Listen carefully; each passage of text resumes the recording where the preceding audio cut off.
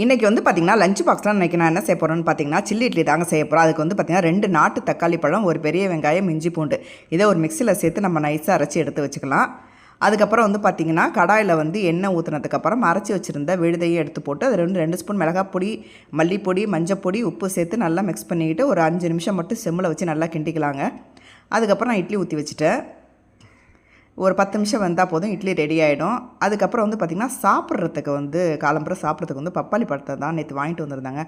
அதை கட் பண்ணி பார்க்கும்போது சூப்பராக இருந்துச்சுங்க. ஒரிஜினல் நாட்டு பப்பாளி பழம் இது, ஹைப்ரிட்லாம் கிடையாது. எவ்வளோ விதை இருக்குது பாருங்கள். அப்புறம் எல்லாத்தையும் எடுத்துகிட்டு கட் பண்ணிவிட்டு நல்லா பொடி பொடியாக கட் பண்ணி ஸ்நாக்ஸ் பாக்ஸில் வச்சுட்டேன் சாப்பிட்றதுக்கு. அதுக்கப்புறம் இட்லி ரெடி ஆகிடுச்சு. அப்புறம் கடாயில் வந்து நல்லெண்ணெய் ஊற்றி கடுகு சீரகம் போட்டு தாளிச்சதுக்கப்புறம் நம்ம வந்து வதக்கி வச்சுருந்த அந்த தக்காளி பேஸ்ட்டை இது கூட சேர்த்துக்கலாங்க. சேர்த்து நல்லா மிக்ஸ் பண்ணதுக்கப்புறம் இட்லியை கட் பண்ணி இது கூட சேர்த்துக்கலாம். சேர்த்து நான் மிக்ஸ் பண்ணிட்டோம்னா சூப்பராக சில்லி இட்லி ரெடி ஆகிடும். மதியானம் சாப்பிடும்போது அவ்வளோ டேஸ்ட்டாக இருக்கும்.